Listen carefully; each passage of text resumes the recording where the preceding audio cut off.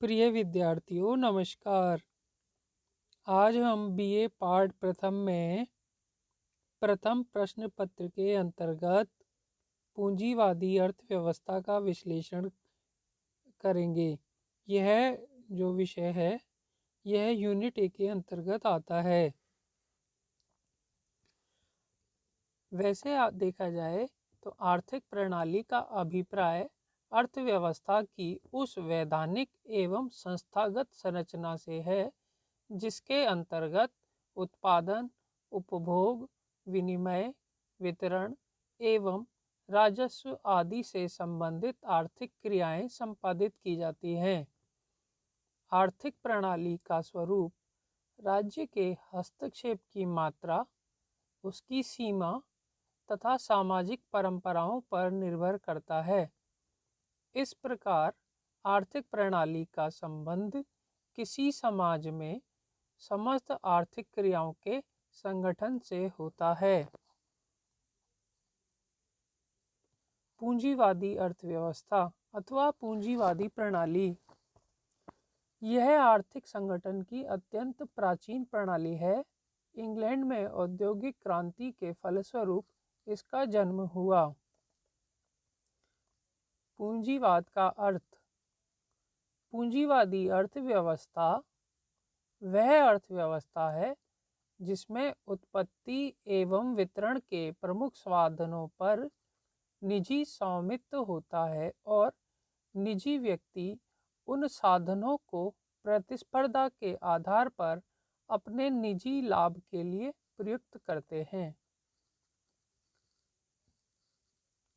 पूंजीवाद आर्थिक संगठन की ऐसी प्रणाली है जिसमें निजी संपत्ति पाई जाती है और मनुष्यकृत तथा प्राकृतिक पूंजी का प्रयोग निजी लाभ के लिए किया जाता है।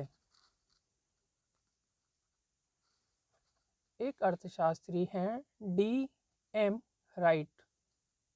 उनके अनुसार पूंजीवाद एक ऐसी प्रणाली है जिसमें औसत तौर पर आर्थिक जीवन का अधिकांश भाग विशेषतया विशुद्ध नया विनियोग निजी अर्थात गैर सरकारी इकाई द्वारा सक्रिय तथा पर्याप्त स्वतंत्र प्रतिस्पर्धा की दशाओं के अंतर्गत लाभ की आशा की प्रेरणा से किया जाता है।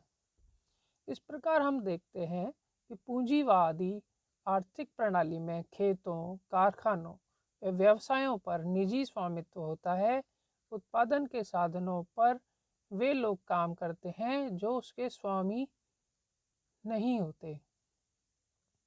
पूंजीवाद में संसार स्नेह से नहीं वरन लाभ की प्रेरणा पर घूमता है। पूंजीवादी अर्थव्यवस्था पर सरकार का नियंत्रण बहुत कम होता है। पूंजीवादी अर्थव्यवस्था की विशेषताएं। सबसे पहले निजी संपत्ति का अधिकार। पूंजीवाद की प्रमुख विशेषता निजी संपत्ति है। प्रत्येक व्यक्ति को निजी संपत्ति रखने का अधिकार है। संपत्ति के प्रयोग में पूर्ण स्वतंत्रता होती है। मृत्यु के पश्चात अपनी संपत्ति को अपने उत्तराधिकारियों को देने का अधिकार भी होता है।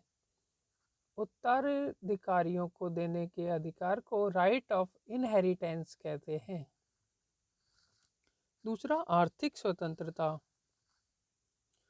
पूंजीवाद की दूसरी प्रमुख विशेषता आर्थिक स्वतंत्रता है जिसमें लोगों को अपनी इच्छानुसार व्यावसायिक स्वतंत्रता होती है।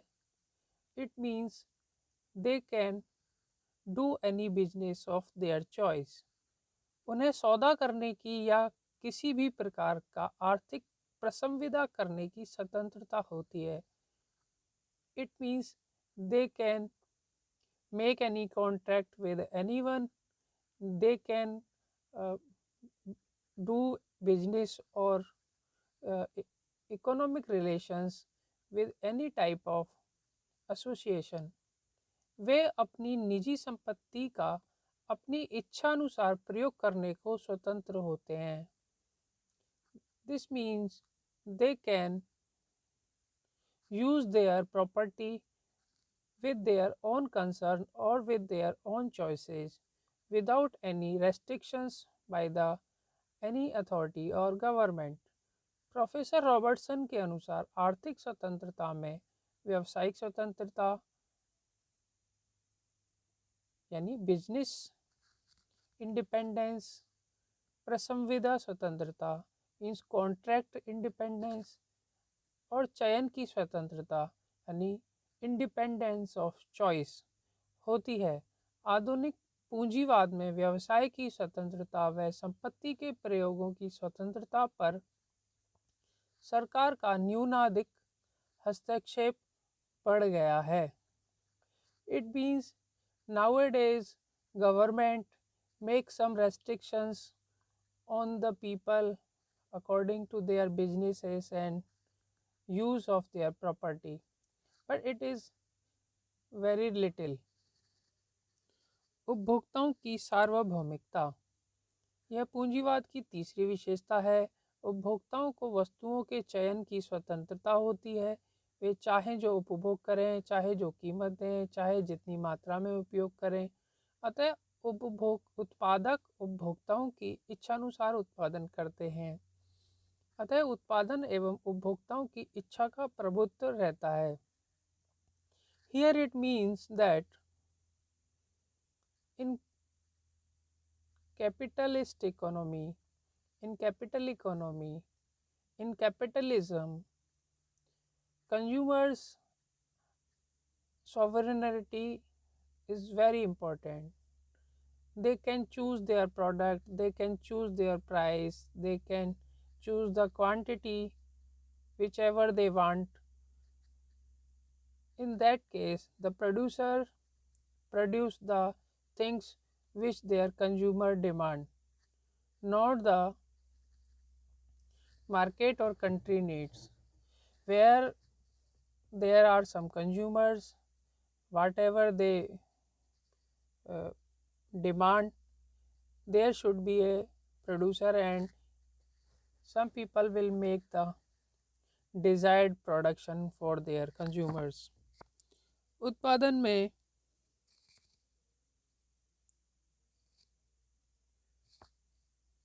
निजी लाभ का उद्देश्य।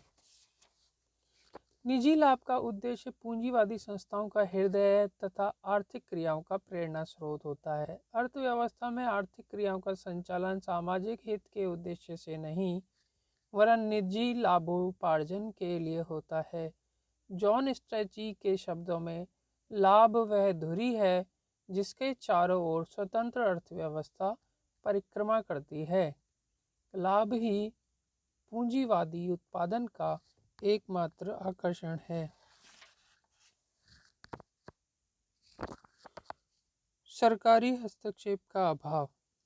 आमतौर पर पूंजीवादी अर्थव्यवस्था में सरकारी हस्तक्षेप बहुत कम अथवा अभाव की स्थिति में होता है, जिससे उपभोक्ता, उत्पादक इत्यादि को अपने हितों के अनुरूप कार्य करने का मौका मिलता है। कीमत संयंत्र द्वारा उत्पादन का निर्धारण, या ऐसा कहें मूल्य यंत्र के द्वारा उत्पादन का निर्धारण। पूंजीवादी अर्थव्यवस्था में सभी आर्थिक क्रियाओं का संचालन, समन्वय एवं नियंत्रण किसी केंद्रीय सत्ता द्वारा न होकर मूल्य यंत्र या प्राइस मैकेनिज्म के द्वारा होता है। क्या उत्पादन किया जाए, कैसे उत्पादन किया जाए, उत्पादन का वितरण कैसे हो, किन लोगों के लिए हो, आदि कार्यों को मूल द्वारा ही यानी प्राइस के द्वारा ही संचालित किया जाता है। यही नहीं, बचत, विनियोग एवं उपभोग भी प्राइस मैकेनिज्म यानी मूल्य यंत्र से संचालित होते हैं। पूंजीवादी अर्थव्यवस्था के गुण ये विशेषताओं से लगभग मिलते जुलते ही हैं, जैसे उत्पादन कुशलता, निजी लाभ की प्रेरणा, बाजार में पूर्ण प्रतिस्पर्धा तथा अत्यधिक संपत्ति संचय की इच्छा के कारण प्रत्येक उत्पादक कम से कम लागत पर अधिक उत्पादन करना चाहता है। साधनों का अनुकूलतम संयोग बिठाया जाता है, अपव्यय पर नियंत्रण रखा जाता है, व्यक्तिगत देखभाल की जाती है, नवीनतम मशीनों का प्रयोग किया जाता है। इससे उत्पादक, उपभोक्ता व श्रमिक सभी को लाभ होता है। साधनों का सर्वोत्तम उपयोग। पूंजीवादी अर्थव्यवस्था में प्रत्येक व्यक्ति अधिकतम लाभ की चेष्टा करता है। इसके लिए उत्पादन के साधनों में अनुकूलतम संयोग बैठाता है, उपलब्ध साधनों की मितव्ययता करता है। इससे साधनों का सर्वोत्तम उपयोग होता है। तकनीकी प्रगति। पूंजीवाद और तकनीकी प्रगति में घनिष्ठ संबंध है। प्रतियोगी उत्पादक आपसी प्रतिस्पर्धा में अपनी वस्तुओं को कम लागत में उत्पादन की होड़ में नई नई उत्पादन विधियों की खोज व अनुसंधान पर व्यय करते हैं। इससे तकनीकी प्रगति होती है। आर्थिक समृद्धि एवं पूंजी संचय को प्रोत्साहन। तकनीकी प्रगति, उत्पादन कुशलता, व्यक्तित्व के विकास तथा साधनों के सर्वोत्तम उपयोग के कारण अर्थव्यवस्था के सभी क्षेत्रों में समृद्धि बढ़ती है। लोगों की आय बढ़ने से बचत और पूंजी निर्माण को प्रोत्साहन मिलता है। लोगों के जीवन स्तर में सुधार होता है। आज पाश्चात्य राष्ट्रों में अभूतपूर्व संपन्नता तथा उच्च जीवन स्तर पूंजीवाद का परिणाम है। लोचपूर्ण एवं प्रावैगिक परिवर्तन की क्षमता। पूंजीवादी अर्थव्यवस्था में बदली हुई परिस्थितियों में ढलने की क्षमता होती है तथा आवश्यकता अनुसार परिवर्तन का गुण होता है। इस कारण पूंजीवाद आज विश्व के बहुत से देशों में अपने परिष्कृत रूप में फल फूल रहा है। आर्थिक स्वतंत्रता तथा प्रजातांत्रिक स्वरूप। पूंजीवाद में लोगों को आर्थिक स्वतंत्रता होती है। उत्पादक चाहे जो उत्पादन करें। उपभोक्ता उपभोग में सार्वभौमिक होते हैं। जो व्यक्ति जिस क्षेत्र में कार्य करना चाहे उसको चयन की स्वतंत्रता होती है। सिद्धांततः पूंजीवाद में उपभोक्ता सम्राट और उत्पादक सेवक होता है तथा व्यक्तियों को अपने हितों एवं रुचि के अनुकूल अपने श्रम व संपत्ति के प्रयोग का प्रजातांत्रिक अधिकार होता है। अधिकतम संतुष्टि एवं उच्च जीवन स्तर। उपभोक्ताओं को उपभोग में स्वतंत्रता से वे अधिकतम संतुष्टि प्राप्त कर सकते हैं। उत्पादन के क्षेत्र में प्रगति निजी लाभ की दृष्टि से होने के कारण उत्पादन वृद्धि व आर्थिक समृद्धि से लोगों का जीवन स्तर ऊंचा होता है।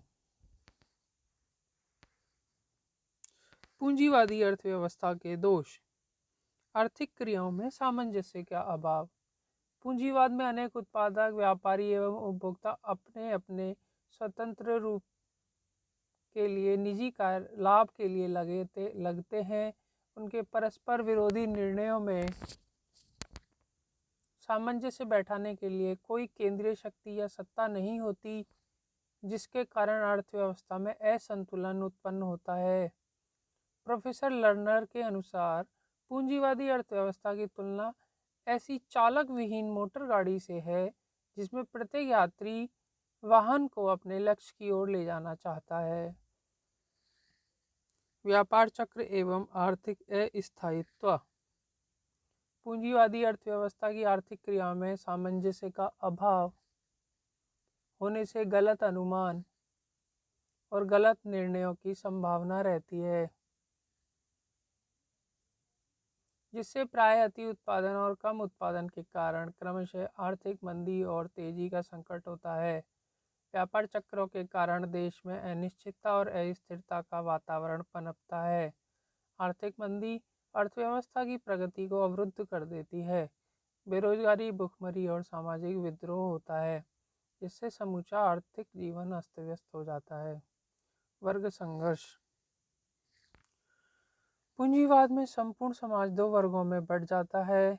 एक ओर पूंजीपति होते हैं तो दूसरी ओर गरीब निर्धन, या यूं कहें कि मालिक और मजदूर दो वर्ग बन जाते हैं। उनके हितों में पारस्परिक विरोध वर्ग संघर्ष का कारण बनता है और अंत में औद्योगिक अशांति एवं खूनी क्रांति का रूप धारण करने की संभावना रहती है।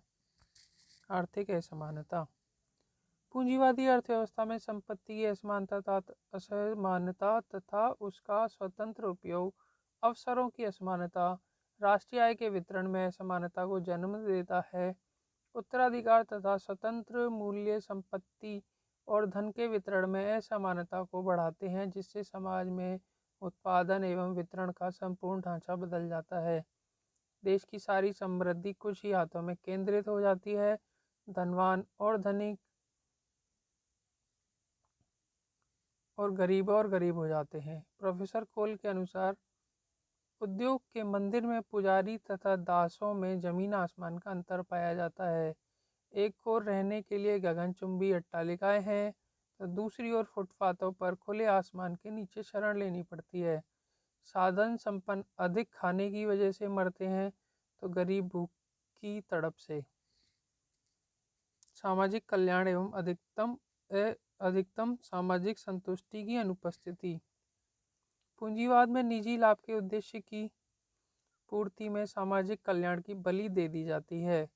देश में साधनों का प्रयोग चंद धनिकों के लिए विलासिता की वस्तुओं के निर्माण में होता है, जबकि निर्धनों की उपेक्षा हो जाती है, जिससे सामाजिक कल्याण में कमी आती है। बेरोजगारी एवं सामाजिक असुरक्षा। पूंजीवाद में व्यापार चक्रों के कारण बेकारी का भय सदैव बना रहता है। श्रमिक साधनहीन और पूंजीपतियों पर आश्रित होते हैं। धन का असमान वितरण होने से उनके जीवन में असुरक्षा रहती है। शोषण का बोलबाला। पूंजीवाद में एकाधिकारी प्रवृत्तियां पनपती हैं। उनका दुष्परिणाम यह होता है कि उद्योगपति उपभोक्ताओं का शोषण करते हैं। पूंजीपति अपने लाभ को अधिकतम करने के लिए श्रमिकों को कम मजदूरी देते हैं। बच्चों व स्त्रियों को अधिक समय काम करा के कम मजदूरी देते हैं। साधनों का दुरुपयोग एवं दूरदर्शिता का अभाव।